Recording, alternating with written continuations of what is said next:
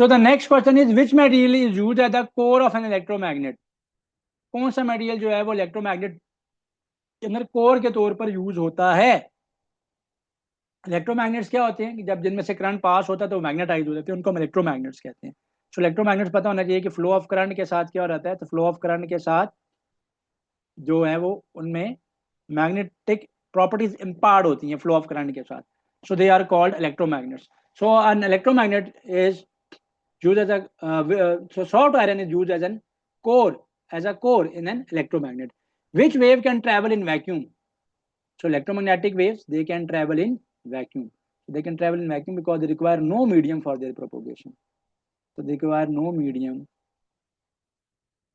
for their propagation. So they require no medium for their propagation. उनको गुजरने के लिए कोई मीडियम नहीं चाहिए होता, जबकि sound waves, water waves, seismic waves, ये सारी को मीडियम चाहिए होता है। तो जिनको मीडियम चाहिए होता है वो मैकेनिकल वेव्स होती हैं।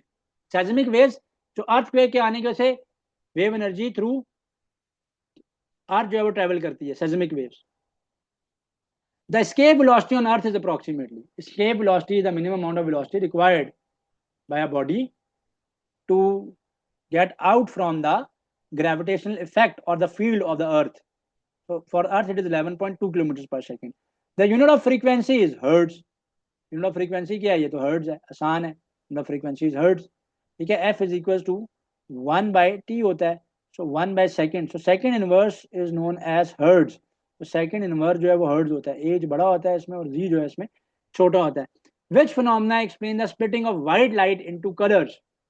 सो व्हाइट लाइट को कलर्स में स्प्लिट करने का जो फिनोमेना है, ये कौन सा फिनोमेना है? डिस्पर्शन है भाई, ये फिनोमेना डिस्पर्शन कहलाता है। Dispersion. The efficiency of a machine is always greater than 100%. No, वो तो कभी भी नहीं हो सकती। Equal to 100%, ये तो आइडियल केस है। So the efficiency of a machine is less than 100%. So efficiency क्या होती है? Efficiency the ratio of output work divided by input work या energy into 100. ये परसेंटेज एफिशिएंसी है। The speed of light in vacuum is, अब ये तो बहुत आसान है, पहले भी ऊपर आया हुआ, रिपीटेड हो चुका है ये already. Speed of light in vacuum is 3 × 10⁸ metres per second है। तो हम आगे चलेंगे। Which mirror is used in vehicle side mirrors? जो कार्स के साइड मिरर्स होते हैं उनमें कन्वेक्स मिरर यूज होता है। कन्वर्जिंग मिरर है ताकि एक पॉइंट पे वो लाइट को फोकस करे और पीछे से आने वाली गाड़ियों की जो लाइट्स हैं वो भी स्प्रेड आउट होकर ड्राइवर जब मिरर में देखे तो उसके लिए हिंड्रेंस का बाइस ना बने। तो कन्वेक्स मिरर यूज होते हैं। The bending of light around obstacles is called, so bending of lights around obstacles is called diffraction. Reflection तो क्या है, लाइट आई एक सरफेस पे पड़ी वापस आ गई। रिफ्रैक्शन क्या है, लाइट आई एक मीडियम से दूसरे मीडियम में चलेगी, अपना पाथ और स्पीड जो है वो बेंड किया, वो है। इंटरफेरेंस क्या है, that is the combination of light, ठीक है, that is the combination of light. अब इंटरफेरेंस कंस्ट्रक्टिव अगर होगा तो इंटरफेरेंस कंस्ट्रक्टिव अगर होगा, और कंस्ट्रक्टिव कब होगा, जब क्रस्ट के ऊपर क्रस्ट, ट्रफ के ऊपर ट्रफ फॉल करे, तो कंस्ट्रक्टिव इंटरफेरेंस है। और डिस्ट्रक्टिव कब होगा, जब ट्रफ के ऊपर क्रस्ट या क्रस्ट के ऊपर ट्रफ फॉल करे, तो वो माइनस होंगे एक दूसरे में से। तो इंटरफेरेंस क्या है, ऐसा फिनोमेना है जब दो या दो से ज्यादा लाइट वेव एक दूसरे के साथ ओवरलैप होती हैं। तो कंस्ट्रक्टिव जब वो ऐड होंगी, डिस्ट्रक्टिव जब वो माइनस होंगी। विच quantity remains conserved in elastic collision? Elastic collision के अंदर मोमेंटम और काइनेटिक एनर्जी दोनों कंजर्व रहते हैं, दोनों कंजर्व रहते हैं। तो इलास्टिक कोलिजन के लिए कंडीशन ही यही है कि momentum and energy both remains conserve. Which lens is used to correct short sightedness? Short sightedness को करेक्ट करने के लिए कनकेव लेंस यूज होता है। कनकेव लेंस यूज होता है for short sightedness. And for long sightedness convex lens use होता है। और समटाइम डिफरेंट चीजों में सिलेंड्रिकल या बायफोकल लेंसेज भी यूज होते हैं। तो शॉर्ट साइटेडनेस में दूर की चीजें नहीं दिखाई देती ठीक, और फार साइटेडनेस में करीब की चीजें नहीं ठीक दिखाई देती।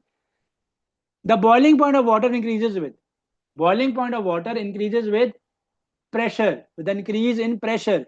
तो प्रेशर इंक्रीज करेंगे, बॉइलिंग पॉइंट भी इंक्रीज हो जाएगा, बॉइलिंग पॉइंट भी इंक्रीज हो जाएगा। The half life of radioactive substance is 10 days. What fraction of substance will remain after 20 days? Half life वो टाइम पीरियड होता है कि जिसमें जो नंबर ऑफ एटम्स हैं, जो उसका मास है, वो रिड्यूस टू 1/2 हो जाता है। तो एक रेडियो एक्टिव सब्सटेंस है, उसका हाफ लाइफ पीरियड 10 डेज है। तो 20 डेज का मतलब क्या है? 20 डेज का मतलब क्या है? तो 20 डेज का मतलब ये है कि 20 को जब आप 10 के साथ डिवाइड करेंगे तो पीछे आपके पास एन की वैल्यू 2 रह जाएगी, यानी 2 हाफ लाइफ गुजरी हैं। तो 1/2 की होल पावर तो एन होता है ना, 1/2 की होल पावर एन होता है, तो डैट विल बी 1/2 की होल पावर 2। सो 1/4 हो जाएगा। तो 1/4 of it will left, a quarter of it will left. Nuclear fusion is the process in which a heavy nucleus splits into lighter nuclei.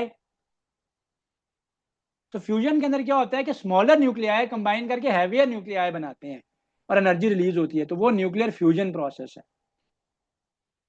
Nuclear fusion process है the process of converting solid directly into a gases. अब देखिए, solid को जब आप heat up करेंगे तो वो melt होकर पहले लिक्विड फॉर्म में आना चाहिए, और फिर लिक्विड से वो दोबारा फर्दर एनर्जी मिलने पे गैसियस स्टेट में जाना चाहिए। अब कुछ ऐसे सॉलिड हैं जो डायरेक्टली गैसियस स्टेट में चले जाते हैं, जैसे नेफ्थलीन है, एक्सेट्रा। इस प्रोसेस को सब्लिमेशन कहते हैं। इस प्रोसेस को क्या कहते हैं? सब्लिमेशन। सब्लिमेशन में क्या होगा? A solid will go directly into the gaseous state. और कंडेंसेशन क्या है कि लिक्विड गैसेस जो हैं वो कूल डाउन होने पर, टेम्परेचर डिक्रीज होने पर लिक्विड स्टेट में आ जाए।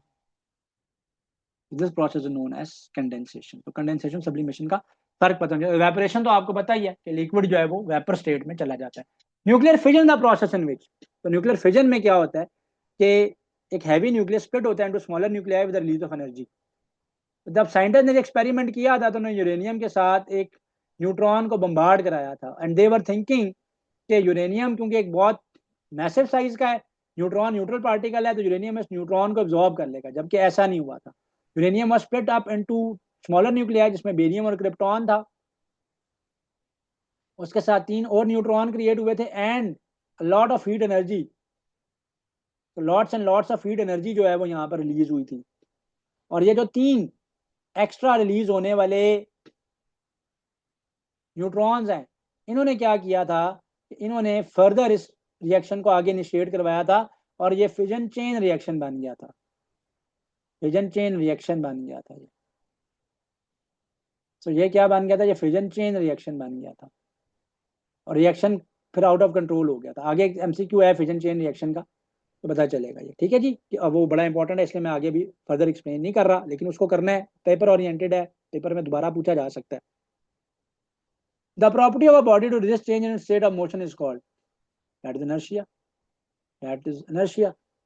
वो मोशन में बॉडी है, उसको रेस्ट में नहीं लाने देता, रेस्ट को मूव नहीं करने देता, एंड इनर्शिया डिपेंड करता है मास पे।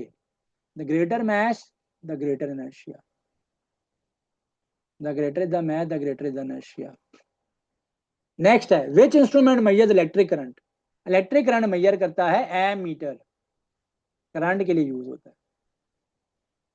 याद रखिएगा, गैल्वेनोमीटर करंट को मेजर नहीं कर सकता, ये डिटेक्ट कर सकता है, डिटेक्ट कर सकता है। और वोल्ट मीटर वोल्टेज मेजर करता है।